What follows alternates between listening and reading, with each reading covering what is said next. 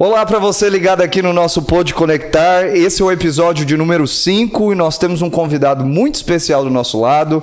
Temos uma bancada aqui extraordinária com o nosso segundo vice-líder dos Jovens Conectados, Edwin David. Tudo bem, Edwin? Tudo bem, graças a Deus. O nosso convidado de hoje é espetacular. A gente já nos bastidores já começamos rindo. Então esse podcast tá imperdível, tá muito bom meu Já rindo, mas também tem conteúdo, né, Edwin? Bastante. Vamos receber aqui hoje uma salva de palmas pro pastor Daniel Dantas. Tá conosco! Coisa boa, pastor. Obrigado pela sua presença. Muito honrado de poder estar aqui, Rafael, Edwin, pastor Biramar, pela confiança, nosso bispo. Tenho certeza que vai ser. A gente vai dar risada aqui, mas como foi dito, tem um conteúdo. Eu também sou sério, gente. Vocês têm que me levem a sério, por favor. Vamos ver até onde vai essa seriedade, né? Porque toda hora é duas palavras e um riso. Duas palavras e um riso, né? Mas graças a Deus por isso. Pastor, para quem não conhece o senhor, como é que o senhor começou nessa jornada de ministério? Como é que o senhor entendeu que o senhor falou, não, a partir de hoje eu quero ser pastor mesmo? Bom, eu vim para Goiânia para fazer faculdade, eu me formei em ciências aeronáuticas, me tornei piloto e estava afastado dos caminhos do Senhor. E estava voando, trabalhando na Bahia, fazia malote bancário, um avião pequeno, eu passei mal, senti mal, tive uma crise convulsiva.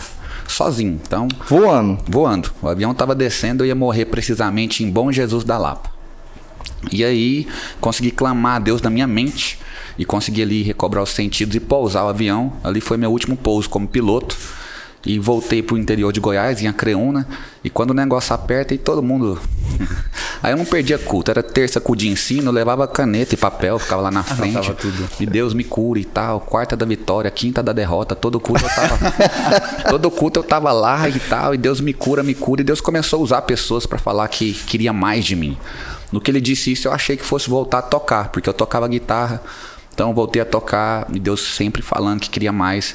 Então eu decidi, naquele momento, me render. Eu desisti de mim, entreguei minha vida no altar e Deus me orientou a buscar novamente um ministério da palavra. Fui fazer um seminário teológico e ali eu já pregava em alguns lugares, mas me aprofundando na palavra, comecei a andar um pouco mais. Ser piloto de avião sempre tinha sido o sonho assim, do senhor desde criança? Era meu sonho de infância. Até baseado, assisti antes de ontem, o filme Top Gun. E foi baseado naquele filme. Eu me apaixonei. E a princípio o sonho era ser piloto militar, né? Só que eu descobri que pelo meu nível de estudo eu não ia dar conta.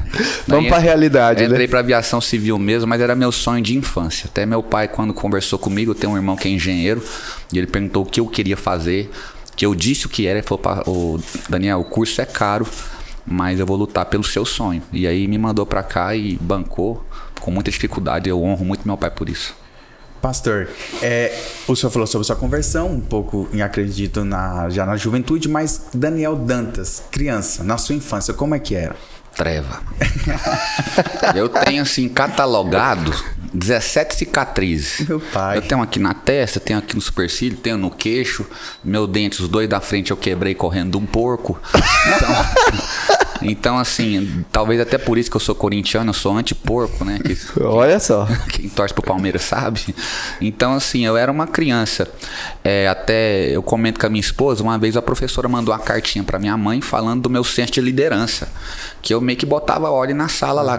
Quando eu gostava da professora, eu falava, vou deixar ela dar aula. Aí eu coordenava as crianças ali e tal, e ela dava aula porque eu organizava a sala. Isso eu tinha 5, 6 anos de idade. Mas eu sempre fui uma criança muito ativa, eu acho que não acontece mais de brincar na rua, né?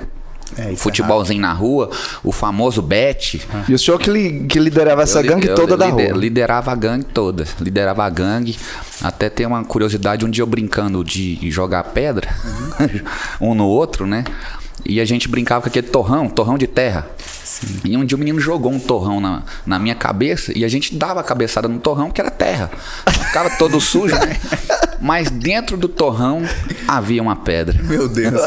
E eu fui dar a cabeçada e eu vi que eu não senti na hora, no calor da emoção, mas o menino que jogou a pedra, ele olhou assim e saiu correndo. E eu sem entender que meu rosto estava tomado de sangue.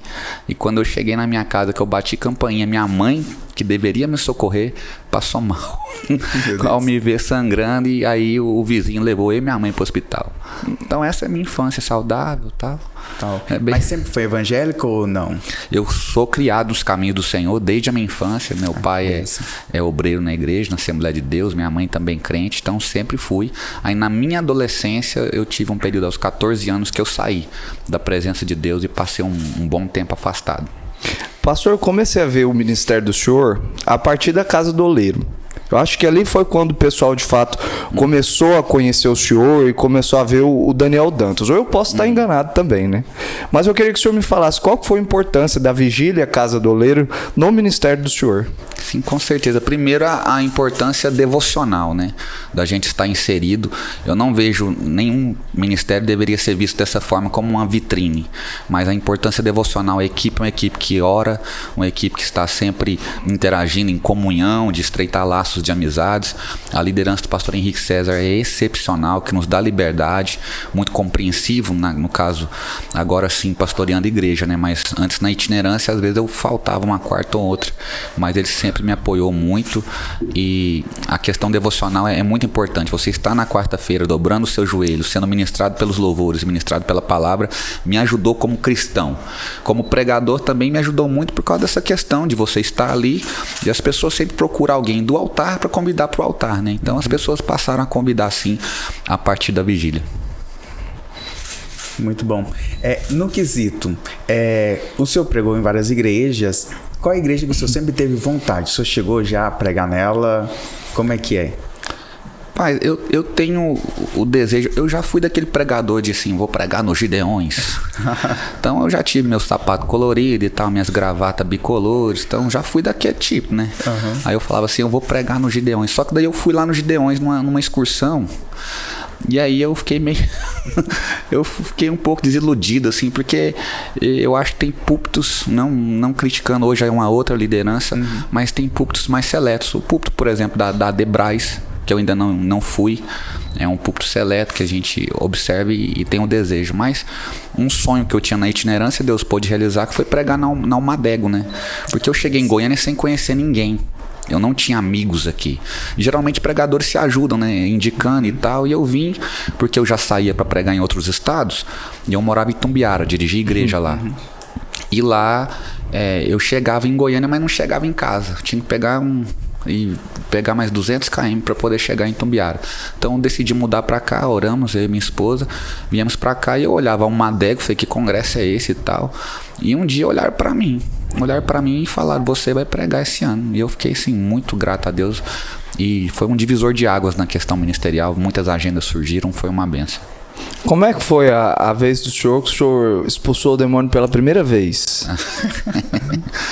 Sim, eu estou dirigindo igreja agora, mas não é a primeira, é a terceira igreja que eu estou dirigindo. Meu tio foi pastor-presidente em Itumbiara, Assembleia de Deus Missão, e eu dirigi igreja lá, 2, né? Aí a primeira igreja, eu lembro quando eu tomei posse, no outro dia eu peguei a chave da igreja e fui pra igreja orar. E eu orei, Deus, não deixa entrar demônio aqui não. Não deixa entrar demônio aqui não. Quero aqui só o lado branco da coisa, só o lado bom. Lado branco. Só a força da luz, assim, só anjo, arcanjo, querubim, serafim, teu espírito, manda tua glória, manda teu poder. Que eu ficava meio assim, porque minha mãe, ela teve um período afastada, foi criada na Assembleia de Deus, e quando voltou para a Universal. E aí minha mãe começou a me levar na sessão do descarrego, no caso, para eu ser descarregado, né? Entendi. Porque eu estava afastado. E então minha mãe, eu vi aquelas cenas lá, eu não gostei, falei, eu quero aqui só o Espírito Santo mesmo, outro espírito eu não quero não. Só que eu esqueci de orar, pedindo a Deus para que também o demônio não entrasse na casa dos irmãos, né? Nossa. E um dia eu tô lá em casa, uma mulher bateu palma, falou, pastor, minha filha tá endemoniada. Eu falei, nem, mano, brinca não. Brinca não. E não, pastor, é certo, tá endemoniada, né? E eu peguei e fui, chamei a irmã de Lamar, que era a irmã que morava do lado da minha casa, que era líder do círculo de oração. Falei, irmã, vamos lá comigo e tal. Chegamos lá, meio que cena de filme, sabe? A luz bem abaixa, você ouvia os gatos miando, que negócio esquisito. Eu entrei naquela casa, tava a jovem lá, esticada na cama. E ela fazia aquele som típico, né? E eu olhei aqui já meio de lado, não quis ficar olhando muito, né? E fui falar com a mãe dela, né? Falei, há quanto tempo que ela tá assim? O pastor tem 3 dias. sem comer, fica passando mal. Eu chamo o SAMU, quando o SAMU entra, ela senta na cama e fica conversando normalmente. O SAMU sai, ela estica toda, fica dura e fica fazendo esse som aí. E eu falei, ela fala alguma coisa que ela tá sentindo? Ela sente muita dor. Tá sentindo muita dor e tá sem apetite. Eu falei, irmã, isso aí vai ser dengue. Que eu não queria que fosse demônio, né? Aí a mãe de Lamar falou, pastor, é demônio mesmo. Falei, então bora expulsar. E usamos o nome de Jesus lá e deu certo, porque esse foi o mandamento, né? Amém. Em meu nome expulsarão demônios e deu certinho. Amém. Coisa boa, coisa boa. Pastor, outra coisa que o senhor me falou, que me chamou muita atenção na história do senhor, foi quando o senhor queria fazer o primeiro milagre. Que o senhor queria que Deus curasse o pessoal. E quando o senhor foi lá orar para a mulher, o senhor ficou mais surpreendido por uma criança. Como é que foi esse negócio? Ah, sim. Eu fui missionário no Ceará, numa cidade chamada Itatira. E um dia o pastor me ligou porque uma mulher faria uma cirurgia no outro dia de amputação da perna, por causa de trombose, uma complicação com diabetes. E o pastor então falou, pode ir que eu estou chegando lá. Cheguei lá, o pastor já estava, e ele estava orando com a irmã e ela mordia, o que me chamou a atenção que ela mordia um lenço e a lágrima corria no canto do olho dela, que ela estava sentindo muita dor, a perna muito inchada, e ela tinha amarrado também pano de prato, alguns panos de prato na perna, porque ela dizia que a dor caminhava pelo corpo dela. E eu olhei aquilo e fiquei muito triste. O pastor orou e passou para mim o óleo da unção para eu ungir a perna da irmã. Eu tinha acabado de me formar em teologia. E seminarista recém-formado tem que vigiar um pouco, porque às vezes ele quer impressionar Deus, né? Até Deus. Aí eu falei, me dá o óleo aí, pastor. Comecei a ungir a perna da irmã e comecei a fazer uma oração. Falei, rapaz, aqui tem que ser uma cura, então a oração tem que ser bonita, né?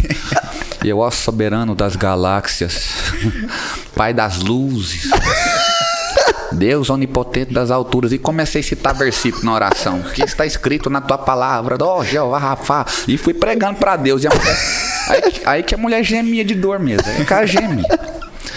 Aí me abre uma porta naquela casa, eu achei que a irmã estava sozinha. E sai uma criança que quando eu vi eu assustei, porque ela tinha uma doença chamada hidrocefalia, que faz com que a água do corpo vá para a cabeça. Quando a mãe deu à luz a essa criança chamada Isabela, a mãe rejeitou, porque já nasceu com a enfermidade. E a mãe falou, se a senhora quiser, a senhora cria esse monstro. E deu para a avó criar. Então a menina foi rejeitada e a avó começou a cuidar, levava a menina para a igreja. E numa consulta de rotina com um neuro, o médico deixou escapar na frente da Isabela. Falou assim, olha, ela vai viver até os 12 anos. Dos 12 ela não passa, a gente já colocou o dreno na cabeça dela, mas não está adiantando, no máximo até os 12. E a Isabela tinha 8 e ouviu isso e perguntou, vovó, o que o médico quis dizer que eu vou viver até os 12 anos? E ela disse, Isabela, ele quis dizer que você vai encontrar com Jesus. Na sua simplicidade foi a resposta que a avó encontrou. Ela olhou para a avó e disse, então me ensina a falar com ele como a senhora fala. Nossa. Me ensina a orar, vovó. Se eu vou encontrar com ele, eu quero falar com ele desde já. E a avó ensinou a Isabela a orar. E com 8 anos, na cabeceira da sua cama, a Isabela foi batizada com o Espírito Santo.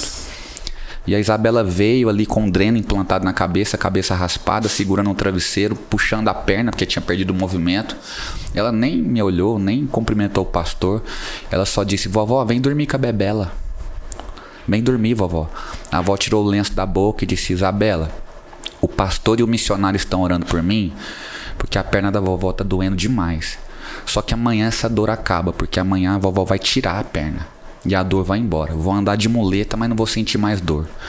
Quando a Isabela ouviu isso, ela se aproximou da avó, colocou a mão na perna dela e sorriu.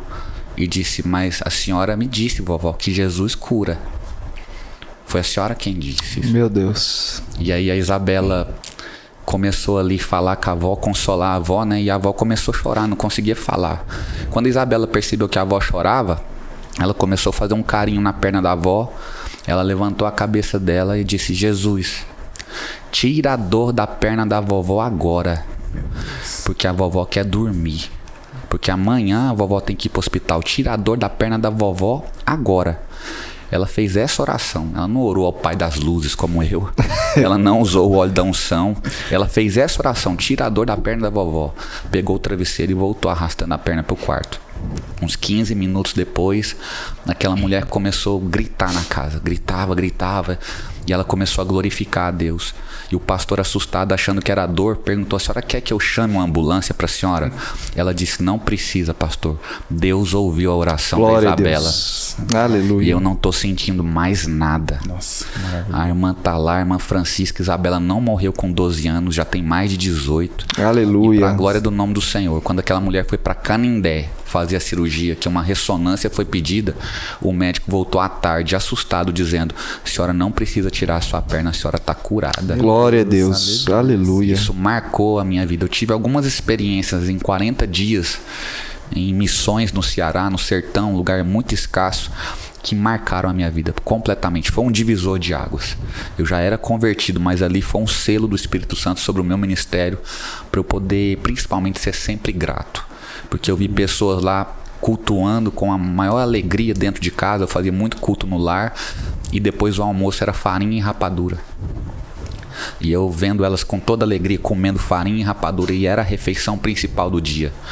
Aí quando eu lembro disso, que às vezes eu falo: nossa, mas hoje é carne de segunda, na hora eu lembro da farinha e da rapadura do Ceará, com pessoas lá gratas a Deus por estarem recebendo essa dádiva, que é essa refeição. Sobre essa questão que o senhor falou a respeito de milagres, eu vi numa igreja que é conhecida muito em questão de oração, eu vi na Deus Amor, e eu vi Deus fazer muitos milagres, paralítico levantando, vi muitos sinais mesmo. Só que com o passar do tempo, até mesmo eu já ouvi de lá de dentro, mesmo já tendo saído, deles falar que, tipo assim, que os milagres meio que estão cessando, estão diminuindo. O senhor acha que aqui no Brasil a gente vê poucos milagres porque o pessoal já acostumou ver, ou porque a igreja está orando pouco, ou o que você acha? Por que a gente não vê mais milagre igual a gente via antes? Parece clichê, mas é certo, né? Muita oração, muito poder. Pouca oração, pouco poder. Eu acho que existe uma lista na terra das coisas que Deus fazia e não faz mais. Mas também existe uma lista no céu das coisas que a igreja fazia e não faz mais. Nós temos orado de fato. Você cresceu nesse contexto e você sabe, a Igreja Deus é Amor é uma igreja onde a oração, ela tem ali, um foco principal da igreja, a igreja de oração. Então assim, nós devemos buscar mais, nós devemos orar mais, consagrar mais a nossa vida, porque é um requisito que a gente tenha a nossa vida no altar para que as coisas aconteçam. Nós não nos acostumamos com milagres. Acontece que nós nos acostumamos com a nossa rotina de 6, 7 horas em redes sociais e 5 minutos de joelho. E isso faz toda a diferença. Totalmente, totalmente. Agora, pastor, o senhor falou pra gente que o senhor teve no campo missionário, falou pra gente que o senhor teve como pastor dirigente agora pela 3ª vez e como pastor itinerante. Nessas 3 perspectivas que o senhor teve de ministério, o que o senhor vê hoje de diferente? E agora, principalmente, o senhor tá como pastor dirigente. Quando o senhor assumiu a igreja, teve alguma coisa que te trouxe, de certa forma, assim, um desconforto que o senhor não estava acostumado? Por exemplo, na itinerância era de um jeito. Por exemplo, o fato de o senhor não ter um lugar certo para ir, onde te agenda o senhor ir. Agora não. Toda terça, quinta, domingo, na mesma igreja, no mesmo local. O senhor estranhou alguma coisa? Eu já vinha com o desejo de voltar a dirigir igreja, né? Eu já tinha esse desejo, sempre muito feliz pelos amigos também itinerantes aqui em Goiânia, Lucas Galdino, pastor Eronils, pastor Alisson e tantos outros que estão dirigindo igrejas. Eu sempre vendo isso acontecer, meu coração ardia ainda mais para poder voltar a dirigir. Como eu já tinha essa experiência anterior, isso facilitou um pouco, saber que a minha vida agora ia estar focada na igreja. O que, digamos, fez com que eu estranhasse é porque eu nunca tinha trabalhado com construção. Eu peguei uma igreja que tinha uma obra parada. E no dia da minha posse, sem saber há quanto tempo a obra estava parada e nem qual era o custo para que essa obra fosse completada, eu peguei o microfone doido lá. Minha posse foi muito doida, irmão. Minha posse eu tirei oferta, depois eu peguei minha posse eu peguei, o pastor Samuel César passou para mim lá e eu falei: irmãos, e nós vamos passar a virada do ano com essa igreja aqui em cima pronta. Estava parada há 5 anos, não tinha nem contrapiso, então, o pessoal congregando no subsolo e tudo aqui em cima parado. E eu falei isso. depois que eu fui fazer conta. E aí, o que me fez estranhar foi eu nunca tinha construído nada, nem uma pia colocar no banheiro, agora lidar com a construção. Eu falei isso faltando 90 dias para o culto da virada. Faltavam 3 meses, uma obra parada há 5 anos. Só que Deus honrou a minha loucura. Amém. Deus honrou que eu fui pra cima. Uma vez eu ouvi um pastor ensinar e ele disse que o obreiro ele tem que ser valente, assim, ousado nessa questão. Elias falou, segundo a minha palavra, não vai chover, nem orvalho, nem chuva em Israel. E Deus olhou aqui e falou, rapaz, é doido, vou cumprir. Então, quando a gente libera a palavra com ousadia, com fé e vai trabalhar, que foi o que eu fiz, Deus honra. E Deus honrou exatamente no dia 31/12, nós estávamos lá com a igreja toda pronta. Graças a Deus. Agora a gente está trabalhando na parte externa, mas lá dentro está excelente. Maravilha. Tudo pronto. Uma coisa, o senhor dirigindo a igreja agora, o senhor tem alguma profissão? O senhor, no caso, é assalariado da igreja? Como é que é essa questão e como é que o senhor se vê? Porque muitas vezes os pastores tinham título, pastor ladrão, depende da igreja, pastor não gosta de trabalhar. Como é que é o senhor se Pastor anda de Range Rover, essas coisas. né? Esse muito pluralismo. Eu vou chegar lá. A Range Rover ainda chega. Eu vou chegar lá. Eu estudei para ser piloto. E uma vez que você não é piloto, sua faculdade não serve para mais nada. Não tinha como aproveitar. Não posso chegar no balcão da padaria e falar, me contrata, eu sou formado em ciências aeronáuticas. Não vai fazer sentido. Então, depois que eu saí da aviação, eu fui prestar concurso público. E eu passei em alguns concursos. E aí, Deus não permitiu, sempre alguma situação, para que eu não tomasse posse. Então eu me vejo desde a itinerância como alguém que vive e depende totalmente do altar. Só que eu vivo isso porque eu tenho uma palavra de Deus. Eu estava pregando em uma cidade chamada Caçu, quando Deus usou alguém para dizer, meu altar vai te vestir, vai te dar o que comer e vai te levar em lugares que você nunca imaginou. E eu agarrei essa palavra. Então já passei por alguma série de dificuldades. A itinerância, principalmente no tempo de pandemia, com as igrejas fechadas, fez com que muitos pregadores e cantores ficassem desesperados. E eu fui um deles. Tive crise de ansiedade, porque as contas vencendo e os convites todos cancelados. Mas Deus tinha me dado uma palavra. E Deus não deixou faltar nada. Amém. Deus cuidou de mim assim, de uma forma extraordinária.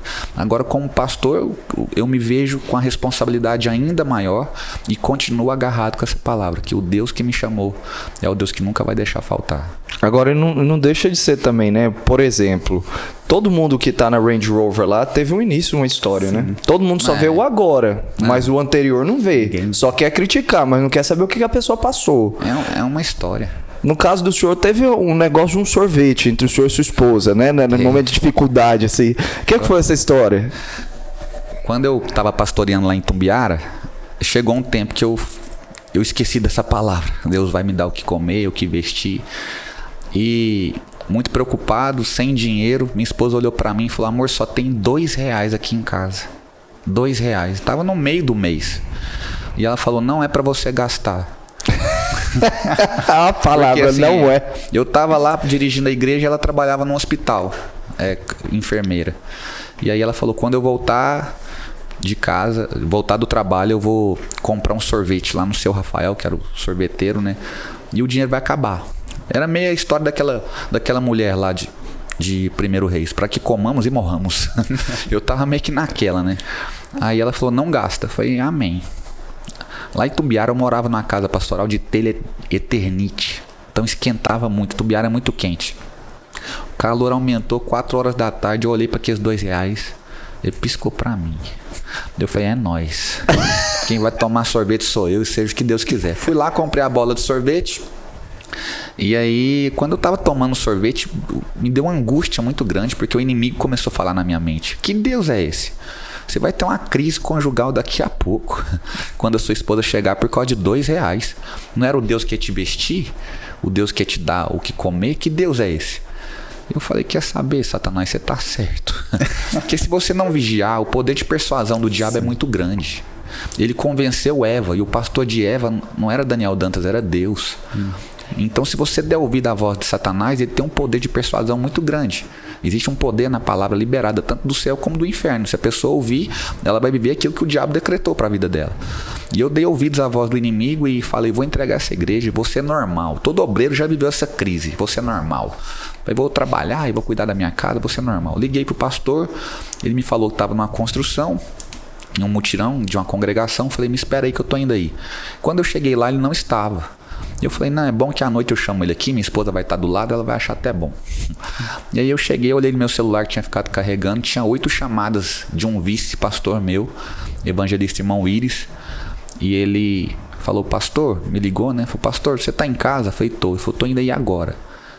E eu falei, é problema, né? Mas graças a Deus os problemas vão acabar, que eu vou entregar essa igreja. E ele veio de bicicleta, segurando uma sacola. E eu vi, esse é muito sisudo, muito sério. Eu vi que ele queria chorar, mas segurava. Ele falou, pastor, não me pergunte por quê. Eu estava fazendo compra com a minha esposa. Eu coloquei a compra no carro. Quando eu liguei o carro para ir embora, o Espírito Santo falou, Íris, volta lá. E Deus me mandou entregar isso pro senhor. Quando eu peguei a sacola, um pote de sorvete. Nossa. Um pote de sorvete. Então, Deus naquele momento, talvez, nossa, seria mais bonito se falasse, chegou uma caminhonete com muita compra lá, não. Mas Deus me mostrou o detalhe. Né, sorvete que sua esposa falou, ela vai tomar sorvete hoje. E no outro dia Deus me surpreendeu com um milagre e minha casa foi abastecida. Mas eu vivi aquilo que eu agarrei, abracei, que é você vai comer do altar, vai viver do altar. O altar vai te levar em lugares que você nunca imaginou. Tinha uma ovelha minha, a Darquinha, abraço Darquinha. A Darquinha, ela tinha uma loja de roupas na casa dela e ela me deu um blazer. E quando ela me deu esse blazer, ela falou, pastor, isso aqui você vai usar na Europa. Eu, pastor em Tumbiara, morando na casa de um fundo de uma igreja, pregava só em Guapó quando era longe. Você aqui é para o senhor usar na Europa.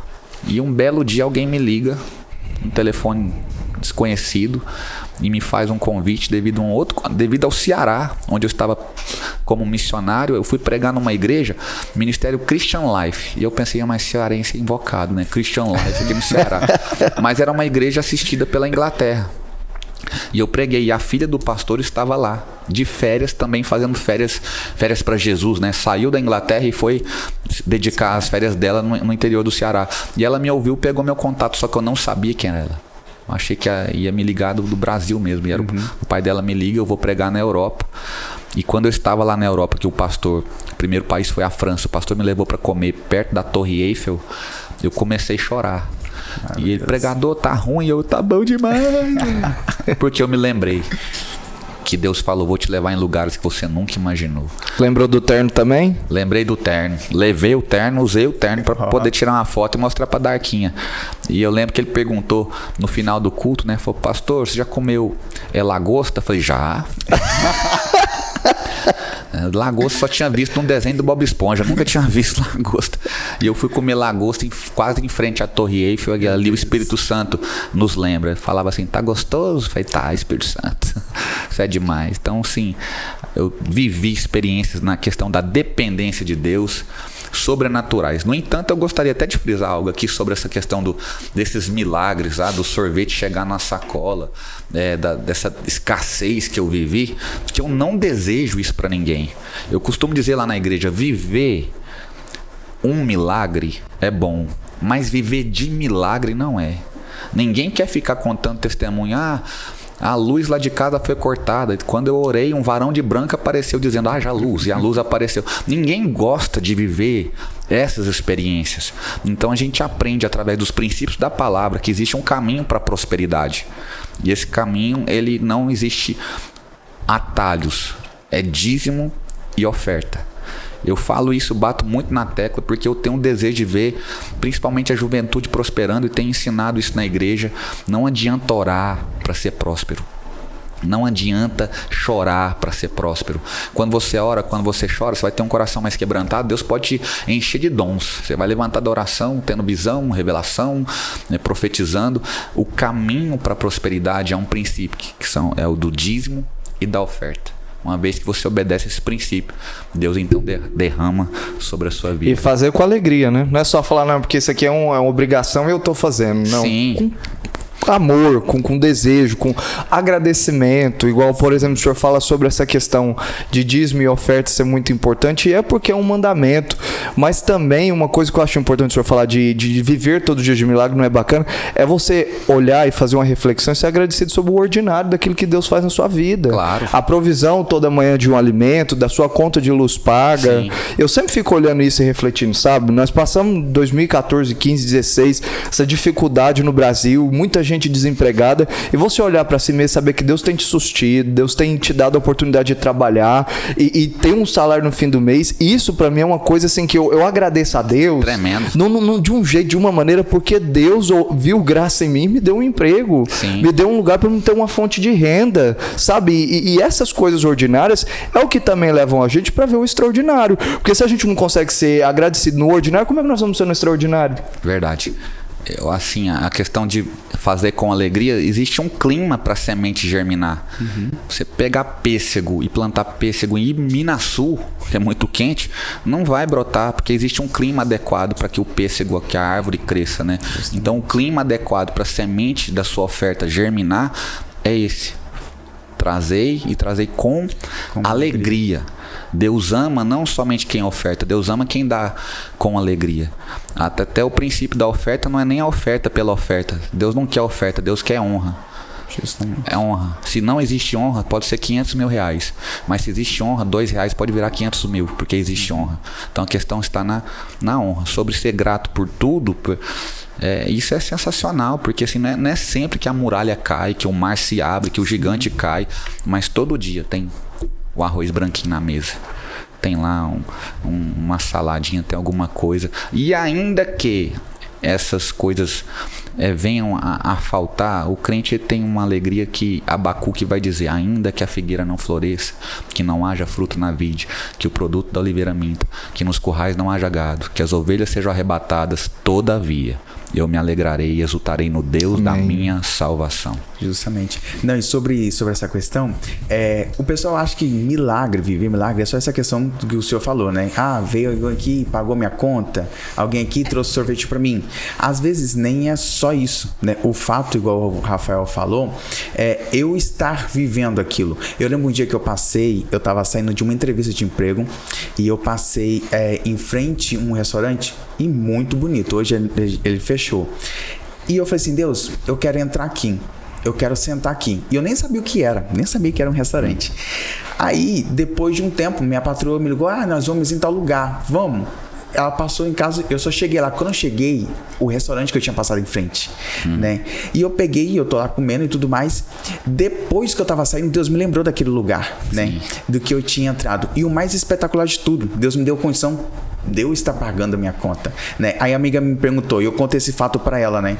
Que eu passei lá e Deus me lembrou disso. Ela falou assim: mas a sua patroa pagou a sua conta? Eu falei assim: não, Deus me deu condição de eu pagar minha conta. Porque tem gente que acha que milagre é só tipo assim, Deus proveu o dinheiro através do outro. Isso, da conta do que você não tinha, o dinheiro que você não tinha. Mas Deus está fazendo através de mim, realizando o que Ele me permitiu sonhar, é muito melhor ainda, né? Tá vivendo isso. Imagina a cena de duas casas. Em uma casa tem alguém lá, um irmão assistindo The Chosen, a série de Jesus lá. Tá lá na casa dele de boa.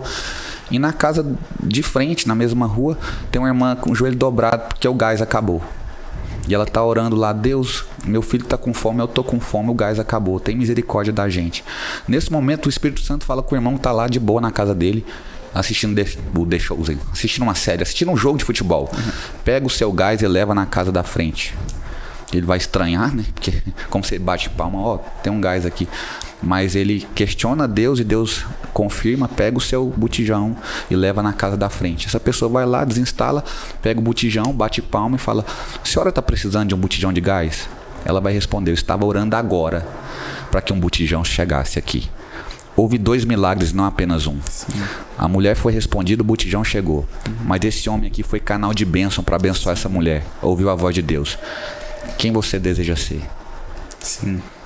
Eu prefiro ser esse homem, ser o provedor e não depender da provisão. E para isso eu tenho um princípio a ser seguido na palavra, porque é promessa de Deus.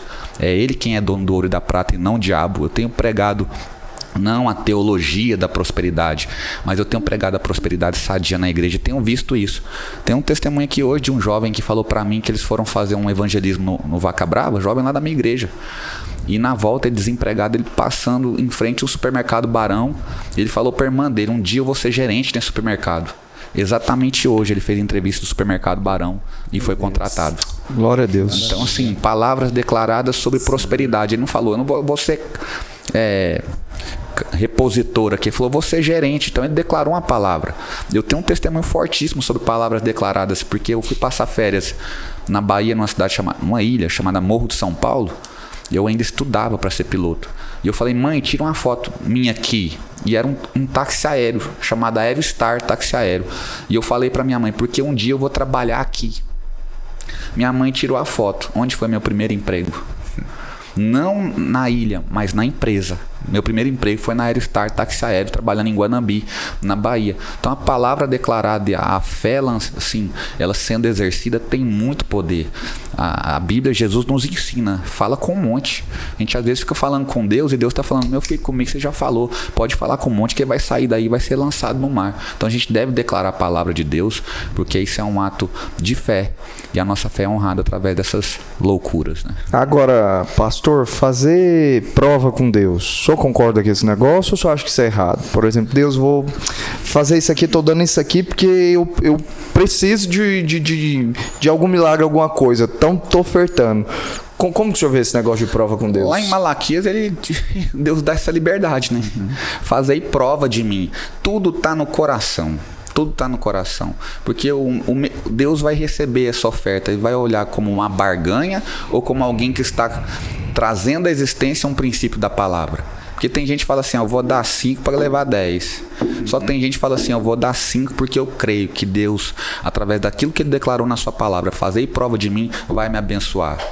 É os mesmos 5. Um faz através de uma barganha, o outro faz através de um princípio da palavra. Deus vai honrar quem? Lá em 1 Samuel, o profeta advertindo Eli, 1 Samuel capítulo 2, aos que me honram, honrarei, diz o Senhor.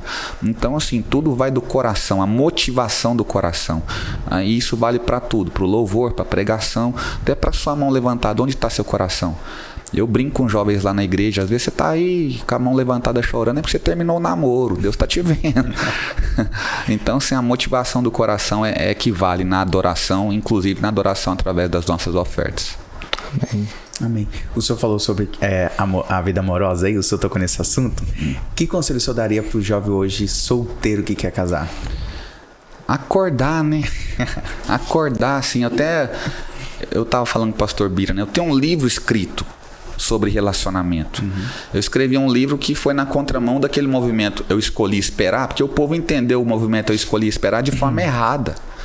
O Escolhi Esperar fala de pureza, de castidade, de santidade, mas o povo acha: eu escolhi esperar, e fica esperando que Deus mande alguém. A única pessoa que Deus mandou para alguém foi Eva para Adão. Até Jesus, para ter uma noiva, teve que sair de onde estava. Ele saiu do céu e veio à terra para conquistar a igreja.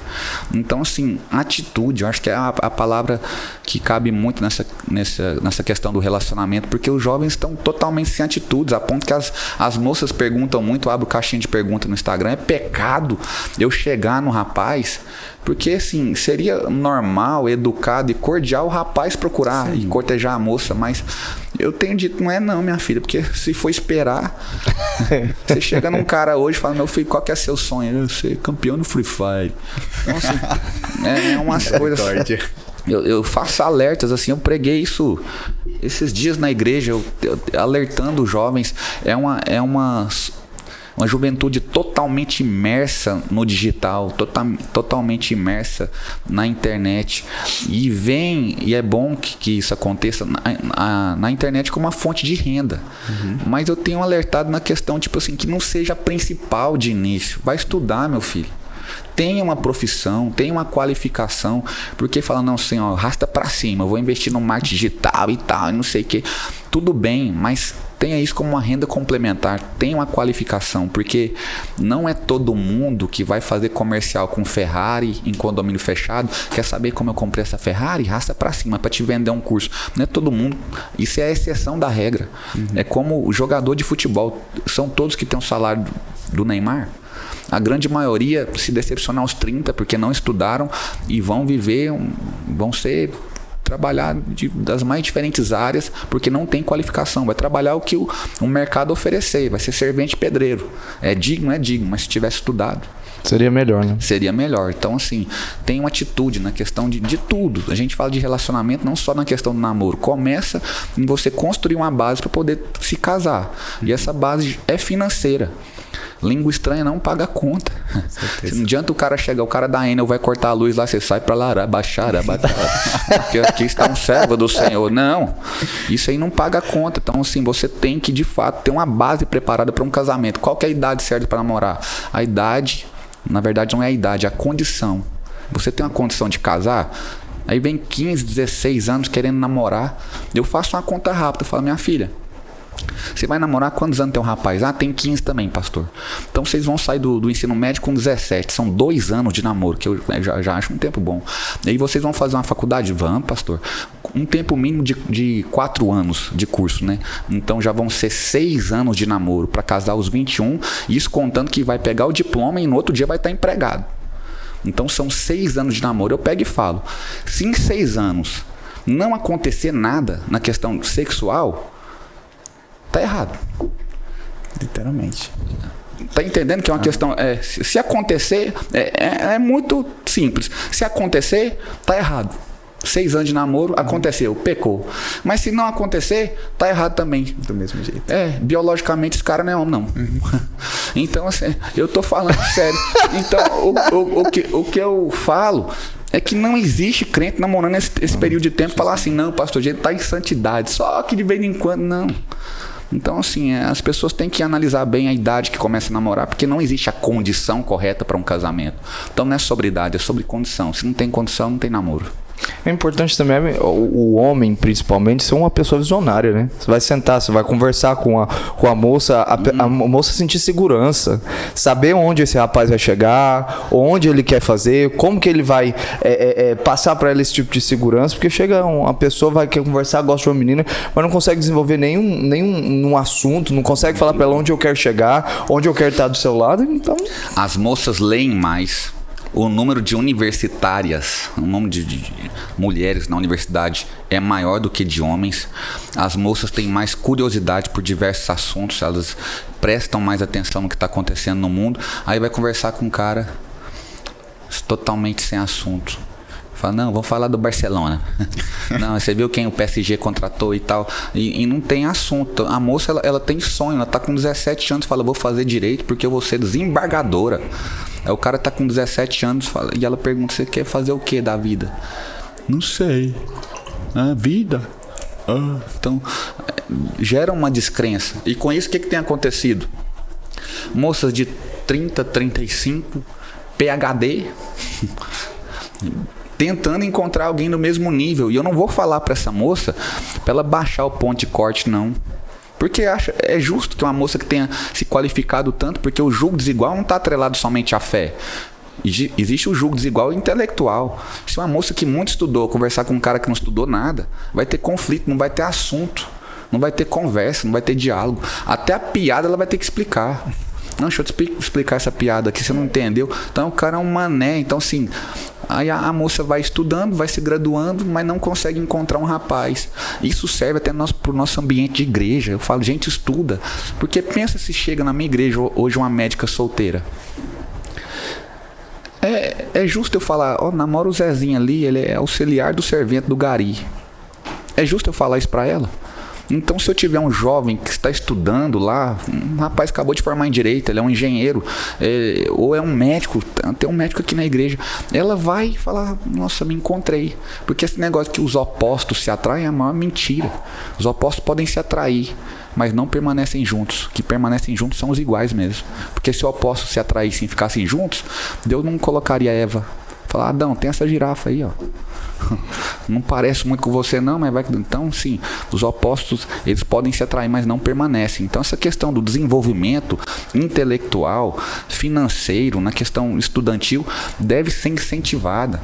Na questão política, o Nicolas Ferreira, um jovem vereador de Belo Horizonte, o cara tá dando show, o cara tá andando no Brasil aí, pregando o evangelho e se posicionando. É um cara solteiro.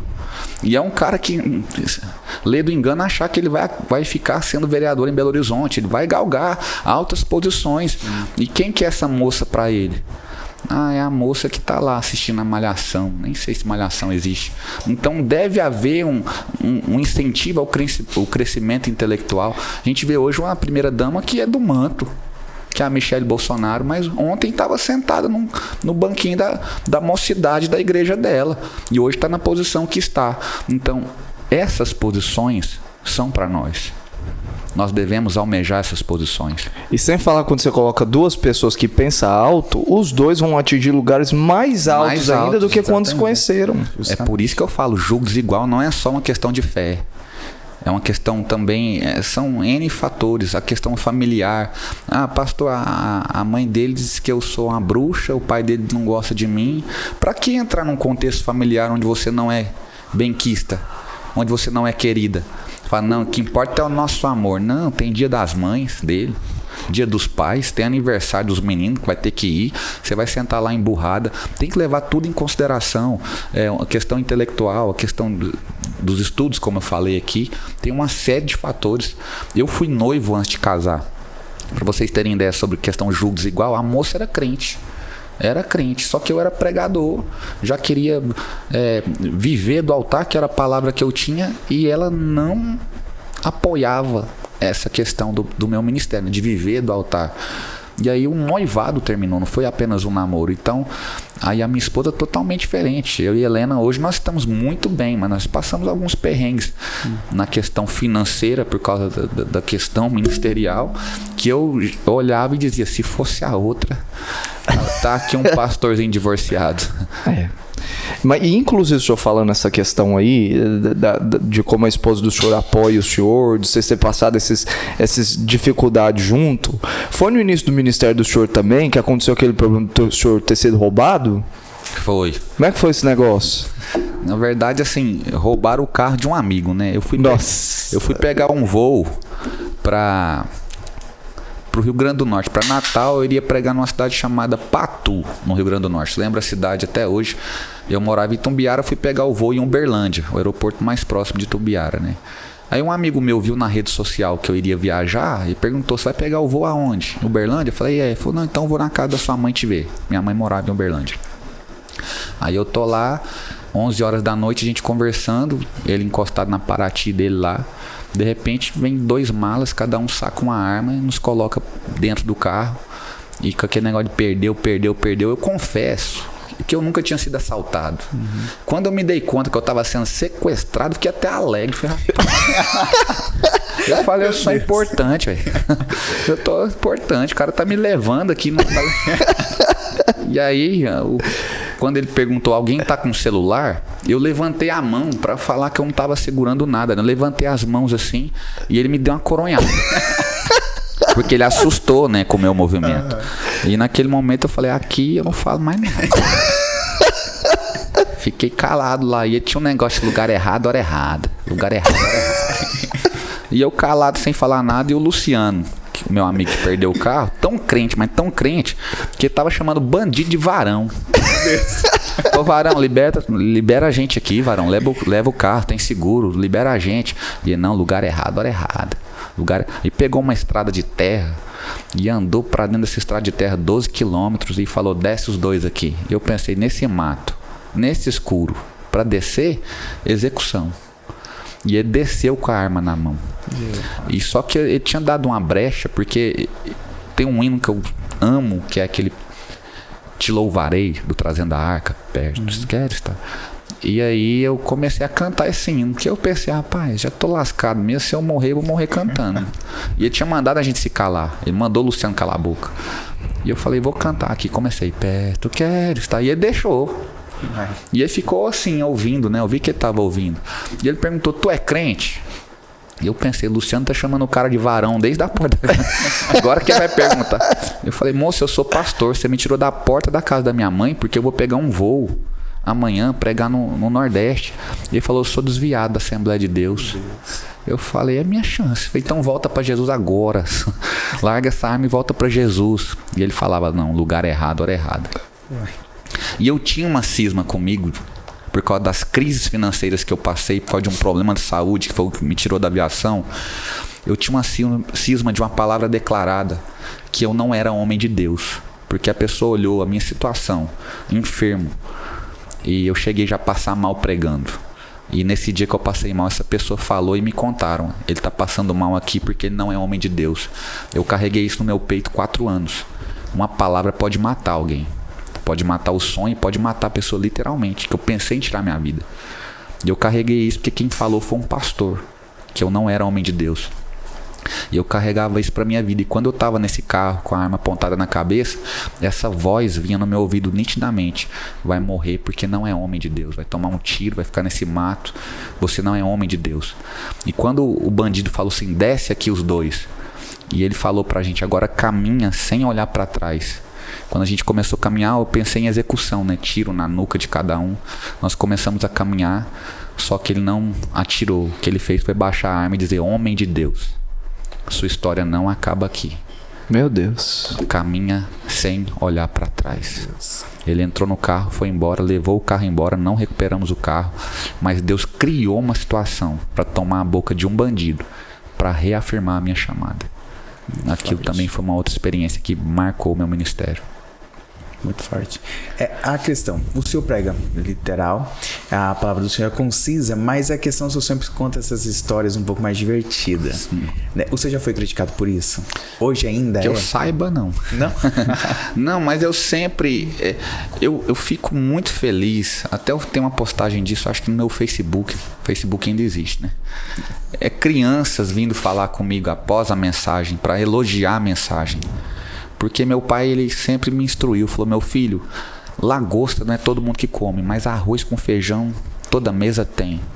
Então prega o simples, entrega o simples que as pessoas vão gostar.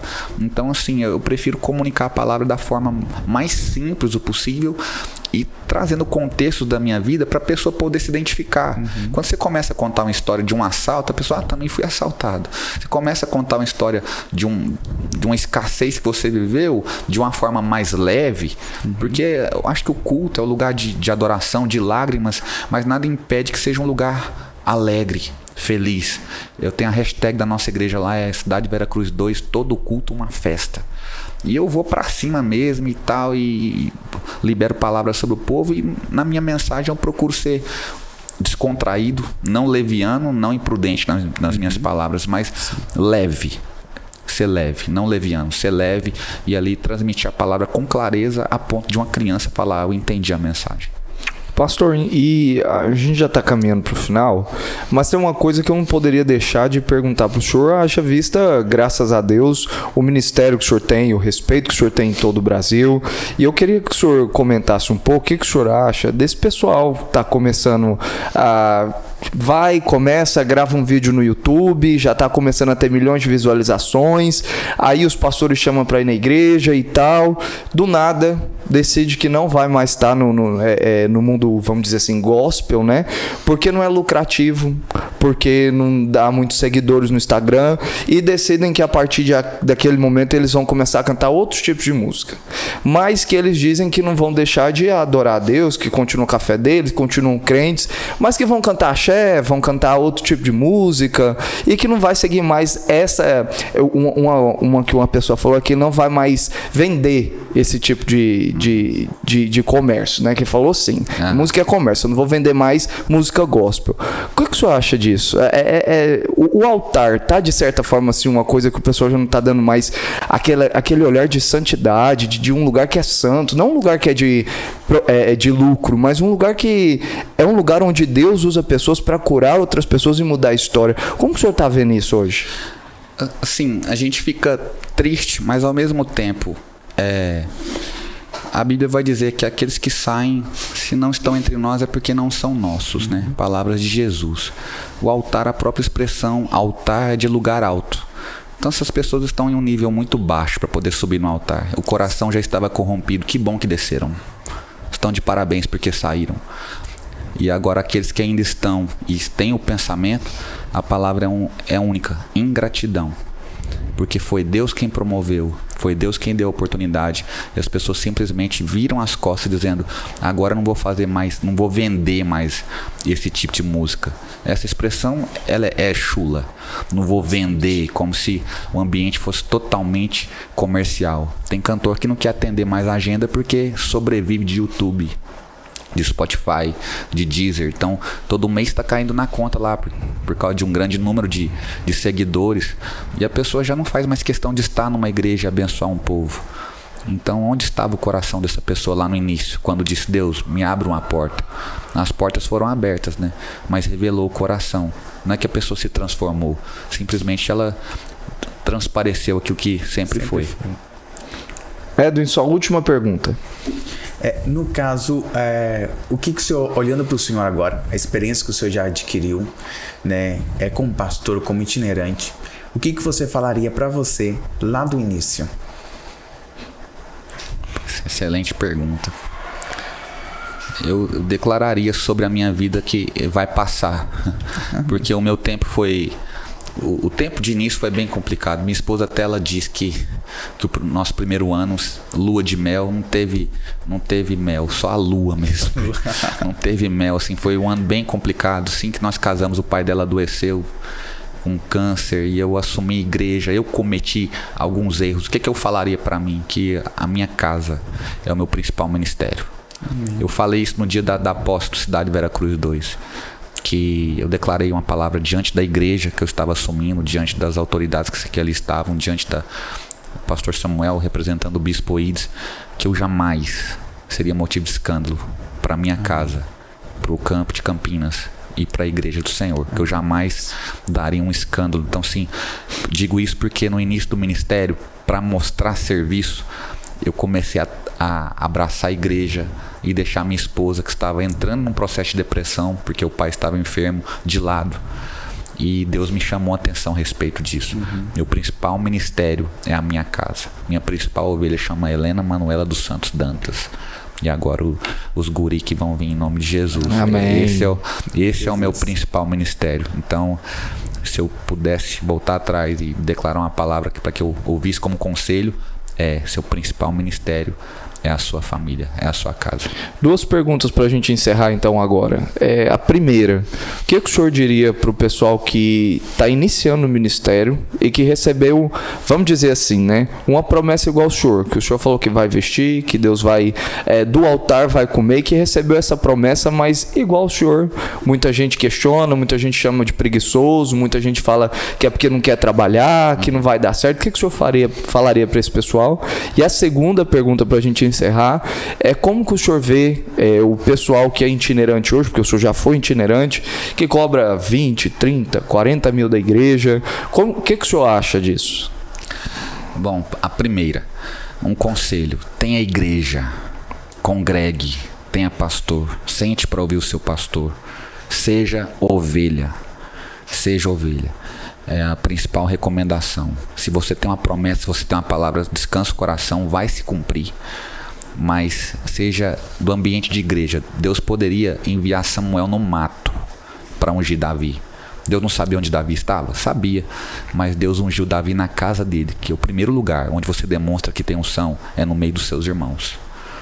Primeiro você é testemunha em Jerusalém, depois Samaria, Judéia e confins da terra.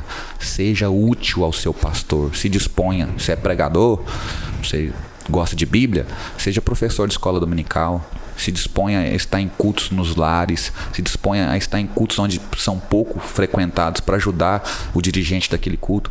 Seja ovelha antes de sair falando aí que é pastor. Agora, sobre as pessoas que cobram esse valor, é uma via de mão dupla. E nesse meio, infelizmente, eu descobri que tem gente que a gente fica surpreso com o que cobra, mas às vezes está enriquecendo também o que paga, porque existe uma agência vou te trazer, você fala que é tanto e tal. É um comércio que até é ruim de falar, mas existe um comércio nisso. A pessoa vai fechar um congresso e fala assim, a gente tem tanto, mas para a sua coordenação ele falou que era tanto, né? Então vai mexendo nesses valores aí. É a questão do tráfico, né? Só tem quem vende porque tem quem usa. Então, a partir do momento que uma convenção senta e fala assim, está declarado aqui no nosso campo que o teto para abençoar pregadores e cantores é X, pode espernear o que for, irmão. Para cantar ou para pregar aqui é X, é determinação. Então, só tem quem consome a droga que tem alguém vendendo. Assim, essas pessoas vendem porque sabem que tem alguém pagando, tem alguém se beneficiando disso. Então, assim...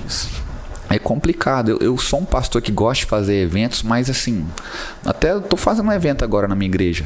Dia 9 de junho, o pastor Júnior Trovão já pregou na Almadeg, já pregou aqui na Casa do Oleiro, vou levar ele lá. Só que ele foi totalmente assim acessível. Muito acessível mesmo. Eu não iria colocar uma igreja em construção em dificuldade financeira para poder dar tudo na mão de um pregador. Ele foi extremamente acessível, de forma que a gente falou, é isso, a gente dá conta, pode vir e vem nos abençoar aqui através da palavra. Mas tem gente que é totalmente sem acesso. O interessante também é o seguinte, por exemplo, se vamos supor uma área nobre, aqui vamos dizer onde nós estamos em Goiânia, sim, o pessoal tem muito dinheiro, quer abençoar o pastor, na minha opinião, ok. Mas agora, esse mesmo pastor, ele não vive em prol e em função de uma oferta. Não é um show, não é uma coisa que ele está fazendo. Sim. Ele está indo pregar a palavra. Então, se for também um lugar bem humilde em Goiânia e a agenda dele tiver livre, ele tiver, e o pastor e a igreja puder dar um pão, ou não dá nada, amém, vamos embora, entendeu? Para mim vai muito mais a questão do coração e da pessoa fazer não por conta do dinheiro, mas porque ama. Agora, se é uma condição como essa, igual eu tô dizendo, de um lugar ao qual as pessoas querem abençoar e tem essa disponibilidade, igual, por exemplo, tem prioridades, as prioridades estão todas pagas. Sim. Tá tudo feito na igreja, tá ótimo, maravilhoso, o dinheiro do caixa não vai dar problema para ninguém? Ok, abençoe então a vida do irmão. Mas agora, para mim, muito mais é isso do coração do pregador em compreender isso. Não é sobre a oferta, é sobre a palavra. Não é sobre aquilo que eu vou receber, mas é aquilo que o Senhor me enviou naquele lugar para poder dar e entregar. Isso, mais ou menos na minha cabeça, eu acho que é muito importante para o pregador. Porque, por exemplo, se o irmão quer abençoar, ok, mas ele entender isso, que ele está ali à disposição da palavra e não de uma oferta em específico. Mas aí o pregador vai ter que ser cristão, né? E nem sempre eles conseguem. Nem sempre. Alguns confundem aquela parte que a Bíblia fala, vivei pela fé, e eles querem viver da fé em vez de pela fé, né? Confiando, igual você falou, vivo pela fé, né? Então, se eles passassem a viver pela fé, confiando que Deus iria prover, que Deus iria agir, mas eles querem viver da fé, né? Da fé, do evangelho. Teto. Não é ter um teto, irmão, tem agenda disponível? Tem, então viver pela fé, vamos viver. Óbvio que é difícil, complicado, nós não somos pastor itinerante, nós sabemos que todo mundo tem conta para pagar, tudinho, mas na minha cabeça, honestamente, eu acho que deveria ser assim, entendeu? Nós cremos, igual o senhor falou, do altar Deus abençoa a vida do senhor, o senhor vestiu tudo. Então, em todos os lugares, assim, irmão, o irmão vai, quanto que o irmão cobra? Olha, quanto que a igreja puder abençoar. Pronto.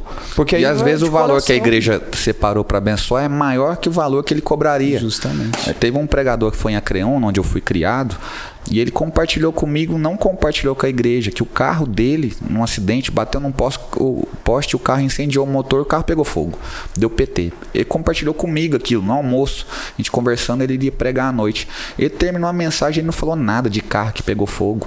Um empresário lá da igreja, um agricultor lá, um plantador de soja, no final do culto, entregou a chave de uma caminhonete para ele. Meu Deus. Então e esse foi um pastor que, quando a gente foi convidar, ele não estipulou valor. Falou, não, que a igreja puder fazer para mim. Deus na hora falou, vai levar uma caminhonete. Se ele tivesse estipulado um valor, não é X, talvez não teria sido tão abençoado como foi. É sobre isso que eu carrego no coração, de não ter teto. Se Deus vai prover e Deus vai abençoar, confia no Senhor. Tem gente que ainda convida a gente e fala assim, mas pastor, a igreja aqui é pequena, tem pouca gente. Eu falo, irmã, eu conheço um pregador que falou assim, onde estiverem 2 ou 3 reunidos em meu nome, ali eu estarei. Então, se Jesus trabalhou dessa forma, quem sou eu na fila do pão para exigir público, para exigir quantidade de pessoas? Eu fui na Europa, que era um sonho, através de um trabalho missionário. Eu não estava ali pensando em fazer ponte para ir para a Europa. Me chamaram para pregar em uma cidade chamada Flores, que era vizinha minha lá onde eu estava fazendo trabalho missionário. Preguei, como eu disse, Ministério Christian Life. A filha de um pastor estava lá, que era da Europa, e ela pegou meu contato e fez o convite, né? Mas eu não estava com o coração, eu estava ali com o coração voltado àquele povo, os irmãos do Ceará, aqueles irmãos ali carentes. No culto tinha 7 pessoas. O senhor nem sabia, né? Que ela era filha do pastor lá da Inglaterra. Não sabia. Eu sabia que tinham 7 pessoas no culto. Eu preguei. Eu não sei pregar. Tem gente que sim, fala que tem pregador que tira o pé. Eu não sei fazer isso, irmão. Se eu pregar para 1000 pessoas, eu pregar para 5 pessoas, eu tenho um estilo de pregar e vai ser esse, e pronto. Sua identidade. É minha identidade, eu não sei fazer de outra forma. Quando eu tenho as oportunidades, às vezes, assim, de pregar, eu tenho uma coisa na minha cabeça. Pode ser 5 pessoas. Eu olho aquele lugar assim, na minha cabeça, eu imagino como se fosse milhares. Porque eu estou dando o meu melhor para aquelas 5 pessoas, porque elas merecem o meu melhor. Então, na minha cabeça, eu estou pregando para milhares e dando o meu melhor para aquelas 5 pessoas, porque Deus me levou naquele lugar para viver a vida dessas 5 pessoas. Então, para mim, pregar para 5 pessoas é como se eu estivesse pregando num estádio de 60 mil pessoas. E você não sabe que, por exemplo, Jesus ganhou a Samaritana trouxe a cidade. Então, você não sabe. A gente conhece Billy Graham, mas teve um pastor que evangelizou Billy Graham. E a Bíblia diz que aquele que dá um copo de água fria a um profeta recebe o galardão do profeta. Quanto mais aquele que ganha o profeta por Jesus. Imagina um galardão dessa pessoa. Você não tem noção para quem você está falando. Talvez você está pregando para um outro Billy Graham. Você está pregando para alguém que vai ganhar muitas almas, para alguém que vai...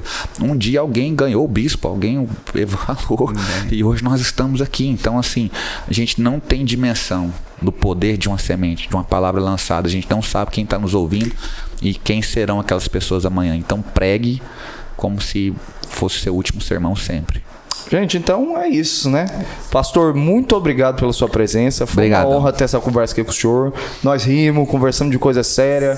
Fomos edificados. Foi maravilhoso, né? Teve conteúdo. Amém. Teve conteúdo e teve risada também, teve né? risada, sim, claro. Se vocês gostaram desse conteúdo, por favor, deixa seu like aí no YouTube, subscreve no nosso canal, compartilha também esse Pode Conectar que nós fizemos, o 5º episódio, e manda para o máximo de pessoas possível que você conseguir. Pastor, mais uma vez, muito obrigado pela sua presença. Que agradeço a vocês, mais uma vez obrigado ao pastor Bira, ao Bispo Ides. Esse espaço está excelente aqui, eu sei que é o 5º episódio de centenas e quem sabe milhares que virão. Amém. Sempre edificando as vidas, vocês estão de parabéns, muito honrado de estar aqui, muito obrigado. Amém, que Deus te abençoe, pastor. E é isso, gente, fiquem com Deus, até o próximo. Tchau, tchau. Até mais, tchau, pessoal.